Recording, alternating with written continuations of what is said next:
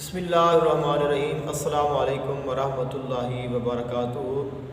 اگر کسی شخص کے منہ میں چھالے بن جائیں یا منہ میں پھنسیاں بن جائیں، یعنی کہ منہ اندر سے خراب ہو جائے، تو ان چھالوں کو ختم کرنے کے لیے، منہ کے اندر کی پھنسیاں ختم کرنے کے لیے اور اس تکلیف سے نجات پانے کے لیے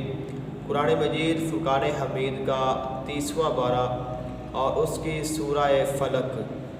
یعنی بسم اللہ الرحمن الرحیم، قل اعوذ برب الفلق من شر ما خلق ومن شر غاسق اذا وقب ومن شر النفاثات فی العقد ومن شر حاسد اذا حسد۔ اس سورہ مبارکہ کو آپ نے 60 مرتبہ پڑھنا ہے اور پڑھنے کے بعد آپ نے شہد پر دم کرنا ہے، اور جس کے منہ میں چھالے ہوں یا منہ میں پھنسیاں ہوں اس کو آپ نے وہ شہد دے دینا ہے کہ وہ اس کو چاٹ لے۔ تو یہ آپ نے 3 دن یہ عمل آپ نے کرنا ہے، انشاءاللہ پہلے دن ہی آرام ہو جائے گا،